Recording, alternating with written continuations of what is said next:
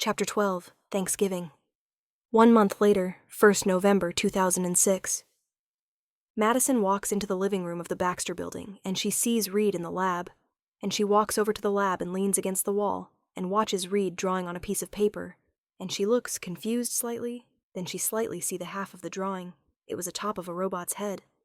Madison did not say anything and left him to it, and she goes to get a cup of coffee, and she thinks to herself. Then she sees Susan walks over. "Hey," Susan greeted warmly, her voice soft against the low hum of the city outside. She reached past Madison to grab a second mug and began pouring herself some coffee as well. Madison mirrored her smile, though the curiosity still lingered in her eyes. "Morning?" Susan studied her for a beat, lifting her mug. "You've got that look." Madison's stomach tightened at Susan's words. She hated how easily Reed got lost in his work, how often he forgot to come up for air. Susan exhaled slowly, her tone thoughtful. With Reed, it could be either. Sometimes he is just chasing a puzzle for the sake of it. Sometimes it is bigger than he realizes. Madison took a sip of her coffee, letting the warmth ground her. "I just do not want him burying himself in something dangerous. Not after everything." Susan reached over, resting a reassuring hand on Madison's arm. "Then we keep an eye on him. You and me. If it turns into something more than doodles, we will make him talk." Madison smirked faintly, comforted by Susan's calm resolve. Deal. The two women stood side by side in the quiet kitchen, sipping their coffee, both watching Reed from afar. Neither said it aloud, but the same thought lingered in their minds. Whatever Reed was building, it was only a matter of time before it became everyone's problem. After a while, Reed comes out and sees Madison and Susan talking. "Morning," Reed greeted, his voice distracted but warm. He tapped the notebook absently against his thigh as he walked over. "You two are up early." Madison and Susan looks over to him as they set down their cups. "Early?" Susan arched a brow, a smirk tugging at her lips. "Reed, it's nearly 10. Reed blinked, then glanced at the clock on the wall. "Oh, right. Time flies when you're locked in the lab scribbling equations until your hand cramps." Madison finished for him, leaning casually against the counter. There was humor in her voice, but her eyes lingered on the notebook in his grip. Reed offered a sheepish half smile. "Something like that." Susan sipped her coffee, studying him. "And what exactly has been keeping you so glued to your work lately?" Reed hesitated, fingers tightening slightly around the notebook. "Just an idea. Nothing concrete yet." Madison tilted her head, her tone light but edged with curiosity. "Looked a little more than just an idea from where I was standing." That made him glance at her sharply, realizing she must have seen at least part of his sketches. For a split second his lips parted, like he might explain. But then he closed the notebook with a subtle snap and tucked it under his arm. "Still too rough to share," he said simply, offering a smile that did not reach his eyes. "When it's something worth discussing, you'll be the first to know." Susan and Madison exchanged a look over the rims of their mugs, one of those silent conversations only women seemed capable of. Madison gave a small shrug, as if to say, "See? Told you." "Fine," Susan said aloud, turning back to him. "But don't forget, Reed. Sometimes the people closest to you can help, even if it's still rough." He nodded distractedly, already glancing back toward the lab as though it were tugging him like gravity. Madison watched him go, a quiet unease settling in her chest. She did not say anything, but the thought returned as sharp as before. Whatever Reed is building, it is not just nothing. 3 weeks later, 15th November 2006. Susan and Madison are out at the store, getting what they need for Thanksgiving. Madison still thinks about the sketch. It was like a start of a robot's head, but Reed does not have the materials to create one. But she snaps out of it when Susan spoke up. "All right, looks like we got everything we need for Thanksgiving," Susan says as she looks over to Madison. Madison nods before following Susan back to the Baxter building. Arriving at the Baxter building, Madison sees Johnny acting like his usual self again, teasing Ben and Reed. Then his attention shifted to her, that familiar mischievous grin tugging at his mouth. "Well, look who finally made it," Johnny drawled, eyes sparkling as he crossed his arms. I was starting to think you ditched us for a better Thanksgiving invite. Should I be jealous? Madison laughs as she rolls her eyes before setting the bags down, and she teases back. I am here now, aren't I, hotshot? Johnny leaned closer, lowering his voice just enough for her to hear over the holiday chaos. Yeah, but I was worried. You know, what if you ran off and some other guy got to steal the wishbone with you? Madison shook her head, fighting back a smile as warmth rose in her chest. She knew Johnny's teasing was not meant to sting. It was playful, light, with just enough of an edge that made her heart skip. Beneath the cocky grin, his words carried something she could not ignore. 1 week later, 23rd November 2006. The Baxter building smelled like roasted turkey, pumpkin pie, and a hint of something that has been burned. Madison had been cutting up vegetables when smoke curled from the oven, and without looking up, she already knew. Sue set down her mug sharply on the counter, narrowing her eyes. Johnny, Sue says. From the oven, Johnny waved smoke away like it was nothing, coughing once but still grinning. What? It is under control, Johnny replies. Madison snorted as she slid chopped carrots into a bowl, shaking her head in disbelief. If by control you mean setting off the fire alarms, then yeah, you nailed it, Madison says. Johnny spun around, flashing his cocky grin, flour still dusted across his shirt. Relax, Maddie. Fire and I, best friends. The turkey's just pre-toasted, Johnny says. Madison arched an eyebrow, her lips twitching into the start of a smirk. Pre-toasted? That is not a thing, Madison says. Leaning closer, Johnny lowered his voice like he was letting her in on a secret. It is now. You will thank me when you taste it, Johnny murmurs. From the hallway, Reed peeked in with a notebook already open in his hands, his face eager to add science to the mix. Technically, caramelization does enhance flavor profiles, though the smoke suggests pyrolysis, Reed begins. Sue cut him off with a pointed look as she folded her arms. Reed, sit down. You are not lecturing during Thanksgiving, Sue says. Ben lumbered in wearing an apron that read, It is clobberin' time for turkey. He crossed his rocky arms and frowned at the oven like it had personally offended him. That bird better not taste like charcoal, hothead, Ben grumbles. Johnny raised his hands, his grin smug. Don't worry, I left the marshmallows for the sweet potatoes, Johnny says. Ben muttered under his breath as he tugged on the strings of his apron. Great, burned sugar and burned bird, Ben says. As Sue tried to restore calm, Madison brushed past Johnny to slide a tray of rolls into the oven. His gaze followed her, a spark of mischief in his eyes as he leaned back against the counter. So, tell me, you thankful for me yet? Johnny says. Madison smirked as she pulled a spoon from the drawer, not even glancing at him. I am thankful for earplugs. They help me ignore you, Madison says. Johnny clutched his chest with mock injury, staggering back a step like he had been shot. Ouch! Right here, Maddie. Right here, Johnny says. Later, around the table, Sue insisted they share what they were thankful for. Johnny leaned back in his chair, twirling a fork, his usual cockiness softened for a moment. I'm thankful for the people who put up with me, even when I burn things, Johnny says. Madison glanced at him, her smile gentler now as she stirred her stuffing. You're lucky we do, Madison says. Johnny grinned, warmth flickering behind the playfulness. Madison quickly ducked her head, pretending to focus on her plate. Across the table, Sue hid a knowing smile. After eating, the gang besides from Johnny starts to clean up. Madison looks over to Johnny and rolls her eyes before saying, Come on, Johnny, help us. Johnny tilts his head lazily in her direction, raising an eyebrow like he is considering it. What, and ruin these hands? You know they are insured, right? He wiggles his fingers dramatically, grinning wider when Madison gives him a pointed look. Yeah, insured for doing absolutely nothing, Madison shoots back, her tone teasing but light. She shakes her head, setting another plate onto the counter. Ben chuckles from the kitchen. Finally, someone calls him out. Reed does not even look up from arranging silverware. I've been calling him out for years. It never works. Johnny leans forward at last, pointing toward Madison. See? But when you ask, it almost sounds like you want me around.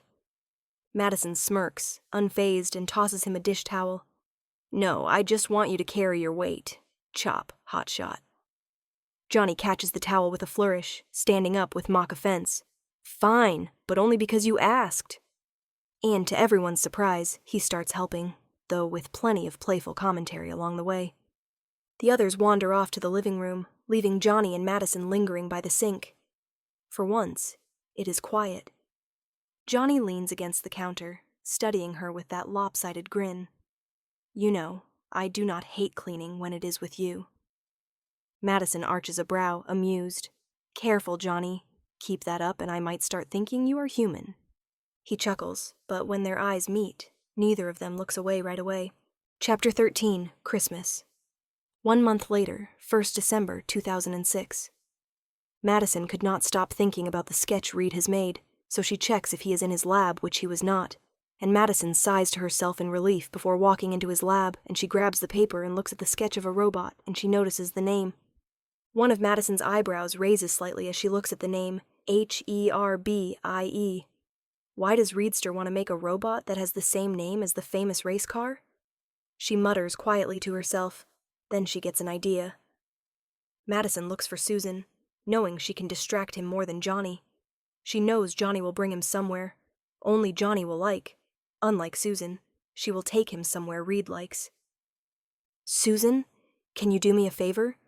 Madison asks after finding Susan, and she looks at her nervous, and Susan looks over to her. Of course, Sunshine. What is it? Susan replies as she sits Madison down at the table.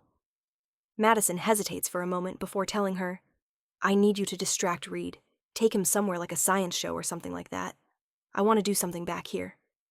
Susan looks at her for a moment, then she nods as she smiles. Of course, sweetheart, but don't let Johnny annoy you. You know how he is, Susan says. Madison does a little laugh, and she nods. I won't, Sue Bug, and she sees Susan walks off to get Reed. Madison looks at the drawing again, and she does a little smile, then she sees Johnny walk in.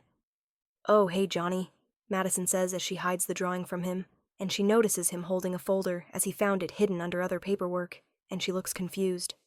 What is this? Johnny asks as he looks over to Madison, and Madison shrugs her shoulder. Johnny opens the file and he reads the contents, which made his grin fade. It was details about Madison like. Name, Madison Hunter. Species, mutant. Parents, Jean Grey and Scott Summers. Class 6, powers, creation. That Reed did not want Madison to know yet, as he was worried that Madison will think she is a freak, even though to Reed, Susan, Johnny, and Ben, she is not. Johnny? What is it? Madison asks as she looks over to Johnny, but Johnny did not answer straight away. Madison notices how quiet Johnny is, and she looks confused. Johnny? Madison asks, and she sees Johnny putting the file back on the table, and she looks more confused. Come on, let's get some things for Reed's new robot, Johnny says as he does a little smile before wrapping his arms around her and takes her to the store. 2 weeks later, 15th December 2006. Johnny is in his room pacing back and forth, mumbling stuff like, why is Reed hiding this from Madison? Is it because he is worried about her thinking she is more of a freak? Then he gets scared by Susan as she appears at his door. Don't do that, Johnny says as he holds his chest, and Susan looks at him. Sorry, didn't mean to sneak up on you, but you've been pacing loud enough for the neighbors to hear. What's going on? Susan asked as she steps into the room. It is Madison. I found something. Reed's file. He is hiding stuff from her, Johnny admitted quietly. What kind of stuff? She asked, her voice cautious now. Johnny sighs as he runs both of his hands through his hair before stumbling on his words. She is a mutant, Sue. Reed knows it. He has all these notes, all these scans, and he has not told her. She does not even know what she is, and he is just keeping it from her like it is nothing. Susan's lips parted slightly in surprise, not because she did not know, but she did not expect Johnny to find out about the truth. For a moment, she stayed quiet. She processes, her mind moving quickly. Johnny stares at her, waiting for outrage, for her to take his side. Instead, Susan walks over and sits beside him, her tone calm but firm. Reed is not doing this to hurt her, Johnny. You know that. He is protective. He sees Madison like a sister, as he grew up with her. He thinks he is sparing her from something she does not want to hear, she explained, choosing her words carefully. Johnny lets out a sharp laugh, shaking his head, but Susan and Johnny continue to talk as Madison goes downstairs after the front desk asked for her. Madison arrives at the front desk, and she sees 4 customs-made gifts that she ordered for Christmas. "Thank you, sir," Madison says as she picks up the gifts, and she heads back to the apartment, and she hides the gifts in her room. Back to Johnny and Susan. "Johnny, think about it. If you tell her now, behind Reed's back, who does it help? Madison or your conscience?" she said gently. Johnny looks over to Susan for a moment, then he sighs again as guilt flickers in his eyes. He does want to argue, but he knows Susan is telling the truth. If Madison's going to know the truth, she should hear it from Reed.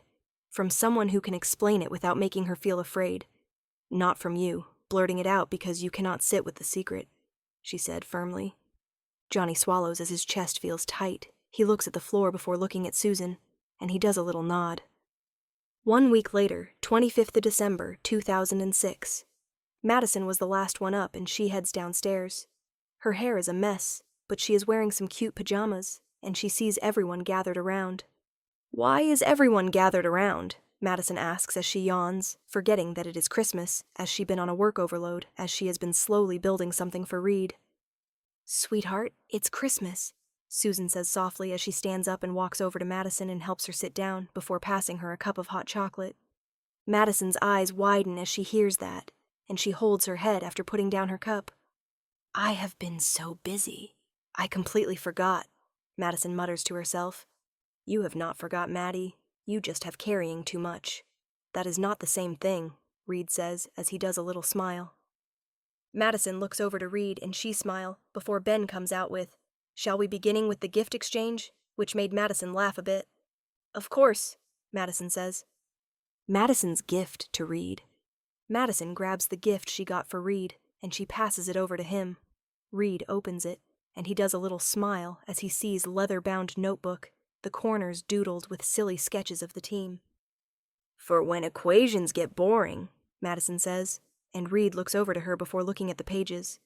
"Did you draw Johnny with devil horns?" Reed asks as he chuckles at the drawing.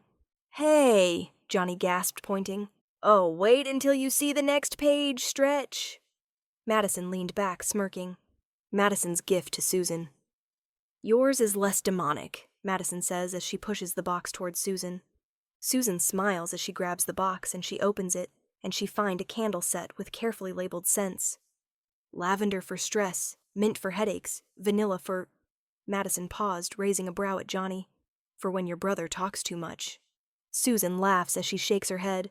"You are a lifesaver." "Wow! Targeted assault!" Johnny threw his arms up dramatically. Ben rumbled a laugh.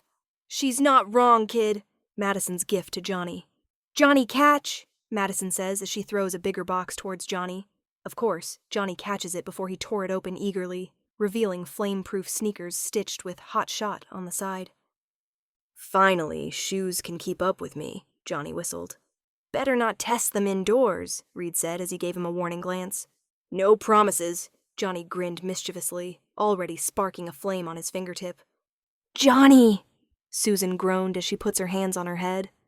Madison's gift to Ben. Madison hesitates for a moment as she gotten Ben 2 gifts. "Ben, I know you hate being the thing sometimes. So, I made this," Madison says as she grabs the gift bag and passes it over to him.